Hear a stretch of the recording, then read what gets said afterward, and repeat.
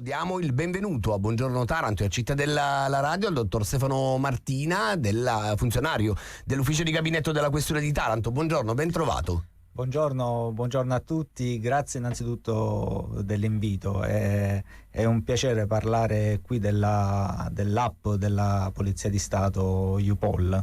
Allora, io mi sto appropinquando a tutti coloro che ci stanno ascoltando e che non sono alla guida, prendete il cellulare e scaricate UPOL. Io sono andato su App Store, ecco qua, e la sto scaricando in questo momento, così adesso vediamo come si installa, come funziona e quali sono le possibilità che insomma vengono garantite in qualche modo a chi lo usa. Prima parlavamo per esempio di schiamazzi notturni, arriviamo pure là, dottore. Certo. Innanzitutto ho sbagliato qualcosa.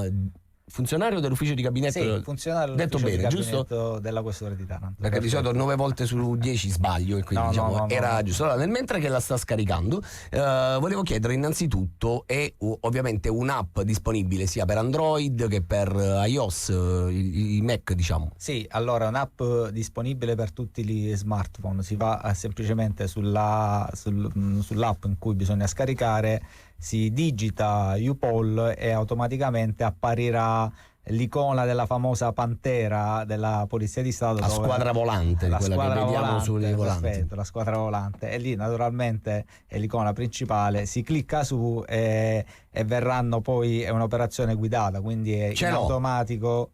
Perfetto. Allora, qua mi chiede di mandarmi notifiche. Ma quella è una scelta, metto di no, un avviso di garanzia, preferisco che me lo portiate diciamo a mano. Conviene eventuali upgrade. Ok, quindi. va bene. Perfetto. Allora, già da qui, ecco. Ok, già da qui Next, io sto andando avanti, mi sta chiedendo sostanzialmente di mandare report, di attivare una serie di cose. Già in questo modo si dà la possibilità, l'app UPOL è un'applicazione che può essere usata anche in maniera anonima. Cioè, che significa? Nel momento in cui uno volesse fare una segnalazione, può anche mantenere perché mi sta chiedendo in questo momento il mio numero di telefono. Può inserire il numero di telefono, tanto il mio ce l'avete già, quindi figurati. Oppure continuare in maniera anonima. Anonima, ok. Adesso mi chiede un messaggio di conferma che devo andare a inserire. Nel mentre è appena arrivato, quindi inserisco anche il codice. Insomma, fino ad ora è semplice come tutte le app più o meno che ci capita di scaricare. Volevo chiedere in questo momento quanti siamo ad averla quest'app in Italia? Allora, avete già dei numeri? Allora, numeri precisi, posso dire solo che sta crescendo in maniera esponenziale. Ogni giorno tramite queste campagne di informazione sempre di più i cittadini appunto iniziano a conoscere l'app e tutte le potenzialità che sono collegate a questa particolare applicazione, perché differentemente dalla chiamata, che naturalmente non è sostitutiva dall'112 al classico 112 NUE, il numero di emergenza, ma il 113 non c'è più. No, il 113 è da un po', sì, lo so che è stato sostituito, ma non c'è più proprio. Allora, nel momento in cui uno digita il 113, in automatico viene recepito da una centrale, operativa, fatta da membri laici, dove poi smistano le chiamate in base alle varie emergenze. Ok, allora nel frattempo, in tutto questo, io ho compilato tutto quanto, ci ho messo nome, cognome, tutto quanto, data di nascita e tutto quanto, tanto insomma ce le avete già, non è che mi devo spaventare, e adesso sono in questa, credo che sia l'home page. Sì, dalla mappa, la prima schermata è appunto la mappa iniziale dove vengono localizzati i vari uffici di polizia in Italia, ma naturalmente dalla mappa di tutto il mondo. Ok, benissimo. Allora, semplicemente per fare eventualmente una segnalazione, per vedere le funzioni, in alto a sinistra le 3 barre e esce una specie di menu. Allora, dove... io qui leggo reports, useful number, cioè numeri utili, Sì. poi condizioni e regolamenti, le FAQ, che sono le cosiddette frequently asked, le domande frequenti, le lingue in cui io posso rimpostarle Sì, in italiano. le lingue, oltre in italiano ci sono una moltitudine di lingue proprio per permettere a tutti quanti, Anche diciamo agli stranieri che arrivano in tutti, Italia, sì, di sì, poterla sì, anche gli utilizzare, stranieri immagino. Bene. di poterlo utilizzare. Poi l'aggiornamento del profilo e il logout. Bene. Perfetto. E un'altra cosa, nel momento in cui l'anonimato non permette invece di andare a fare questo report, differentemente nel momento in cui uno si registra, in automatico può vedere lo status di avanzamento della sua segnalazione, nel momento in cui è stata evasa, sta ancora nella fase di analisi, quindi può seguire in real time quello che accade sulla segnalazione fatta. Ok. Quindi differentemente dalla classica chiamata, sull'applicazione è possibile andare a segnalare le classiche, oltre le emergenze, che consiglio sempre appunto di fare l'112, Certo.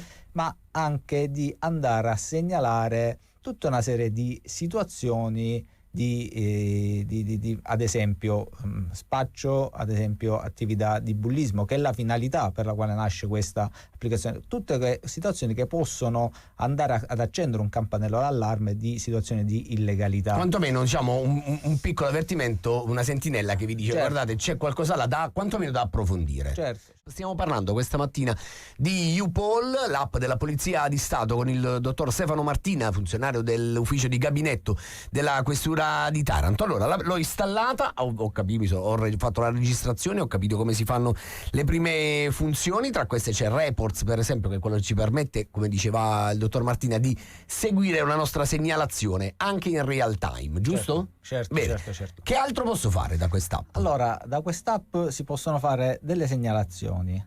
Allora, si esce, si va dalla schermata iniziale. Aspetta che mi sono perso. Sì, Dov'è questa? No, è colpa mia. è questa. È questa. Report, Ok, ok. Segnalazioni. eccola qua. Perfetto.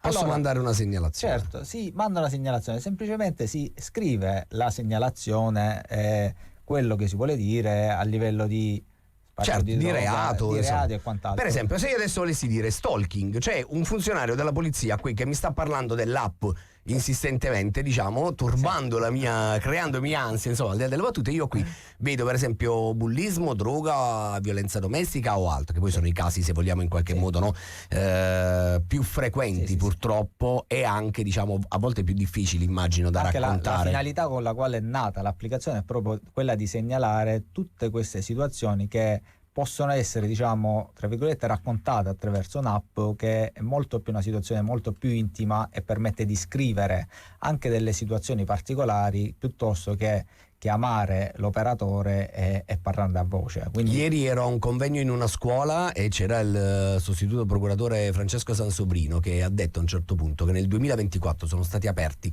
1300 fascicoli per reati di fasce deboli, il che significa 3 denunce più o meno al giorno, in cosa, cioè è un numero gigantesco. Sì, purtroppo questa tipologia di reati è sempre, purtroppo cresce, per questo queste campagne di informazioni sono molto utili, servono per sensibilizzare tutta questa situazione dei cosiddetti codici rossi, per andare a contrastare questa violenza nei confronti delle fasce deboli. Allora, io qui scelgo l'argomento, dopodiché inserisco, mi chiede description, inserisco la descrizione di quello che vedo, di quello che sta avvenendo, di quello che, insomma, di cui sono a conoscenza.